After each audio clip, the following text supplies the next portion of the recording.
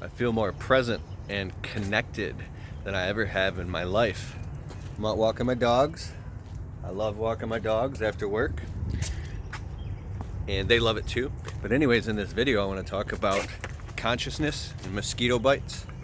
Consciousness and mind-body connection and being connected and letting things flow versus holding residual energy, fear, or low vibration and letting it store up inside of your body and your consciousness, because what happens is you could be storing dis-ease, and you can develop psychosomatic illness and symptoms that will turn into sickness, depression, all that low stuff, right?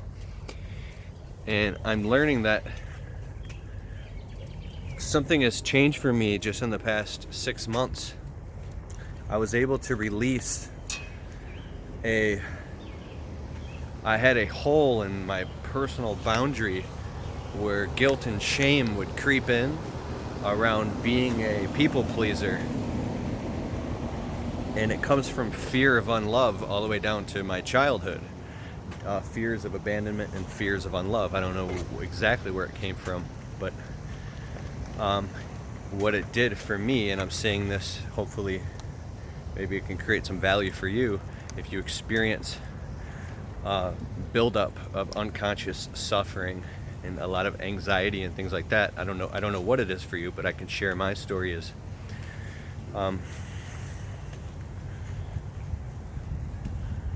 the ability to hear no and say no with no residue. This can manifest in problems in relationships, especially in a marriage too. If primarily maybe you're the man in the relationship. Yeah, this is a lot to unpack. This is like 10 videos now. If you're at a hard spot in your life, I was at a very hard spot too, and you had this inkling of a hope that one day everything will come full circle and will come together, and you'll have a sense of deep peace in your life and things will flow instead of chaos all the time and like emotional turmoil and anxiety. And it's because of the river and the riverbanks, those boundaries that I was talking about. Come on, Gracie, we can walk more if you want. So the river banks are, say, the masculinity, the structure, and then the flow is the river. That's the feminine energy. So if you have too much loose feminine energy in your consciousness, and maybe you are at your core, you're masculine. At your core, you could be feminine, right? I'm just saying, when you get back in touch with your core nature, you become the observer. You observe what's happening. But if you're not, you could get caught in the swirl, and the swirl is where I'm very pressed for time. So the only way I could put these videos out is real time, right? Until maybe one day I'll become a bodhisattva. Maybe one day I'll be able to get paid to just make videos and write books. But so getting caught up in the swirls, if there's chaos or drama, you feel like that's all that exists in the moment. And you feel like you're actually suffering in chaos, and you're suffering in everything that goes wrong becomes a complete living nightmare to you, and you can't get out of it. It's because you don't know how to divorce yourself from the chaos of the moment. Let me say that again. You don't know how to divorce yourself from the chaos of the moment and objectify. You just see it, like, so you could have, see how I yawned right there? That yawn it's a truth, the consciousness, it's relaxation, it's relieving tension, because it's true. Truth with the capital T lines up all throughout, all the way into universal, then spiritual truth, right? So when spiritual truth flows in, You might resist it initially, but that's what the higher self wants, is peace. It was prophesied that the new leaders, the new people that would come, the new prophets, the people would not be gurus. They wouldn't be like Buddha, Patanjali, Socrates, things like that, Mother Teresa, Peace Pilgrim. It would come in the form of janitors and teachers and garbage men and just regular people. So there's an awakening. And consciousness itself is evolving. My wife and I were vegetarians for like 3.5 years, and we started eating meat again, but not too much. And we're gonna go get some food. She doesn't feel like cooking dinner tonight, and I just worked a lot of hours, so we met at Potbelly. They have these really good sandwiches, and next door was Five Guys. I don't know if you have this in your city or town, but they're like these insanely delicious burgers that are cooked on a grill. They're like almost like homemade. They're like homemade burgers. They're insanely good, and they put like this seasoning salt on the fries. Oh, she's like, "You want to eat there?" I'm like, "Nope, I don't want to eat there."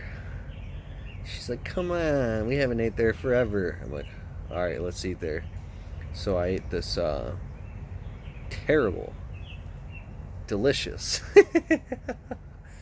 double cheeseburger with cheese melted down the sides of it.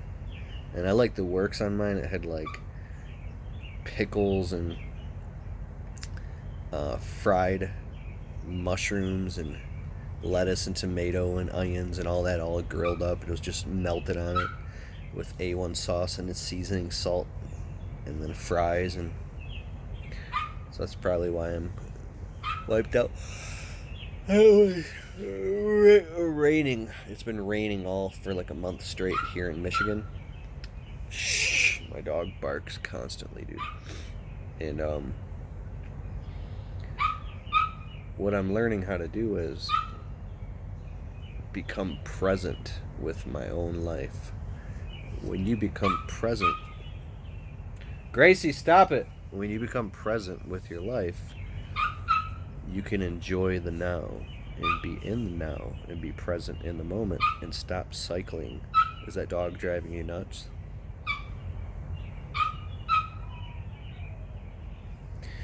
You can stop cycling the past and the future. You can just be in the moment. But the ego fears annihilation and death. The ego is terrified of the present moment because the ego has to die in that moment. So it will create interceptions.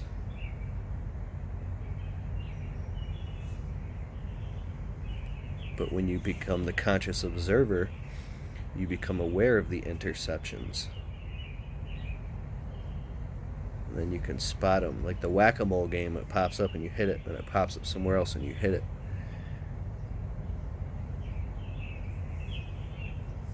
You hear those birds in the background? It's beautiful. I think that you can become the most conscious during times of pain and suffering, when more is being demanded of you than has ever been demanded of you ever before, and the stakes keep getting higher and higher and higher and higher and higher, squeezing you through the cracks, right? You become terrified and afraid. You start panicking and breathing shallow. But here's a practice. Have you ever felt like you can't take a complete breath? Like, I can't take a full breath. Well, just keep relaxing and breathing and shutting off the sympathetic nervous system, because what it's doing is trying to get you triggered into fight or flight mode, right? But if you can keep relaxing and breathing, don't let yourself go out. Reel yourself back in. Don't let yourself go into fight or flight mode. Consciously calm down, talk to yourself. You could father yourself or mother yourself until you can take a full breath.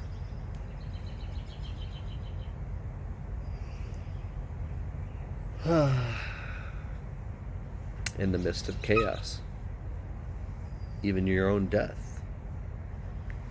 I know it sounds kind of dark, but all right, my friend, I'm gonna go take a shower and get to work on my internet business. Peace out.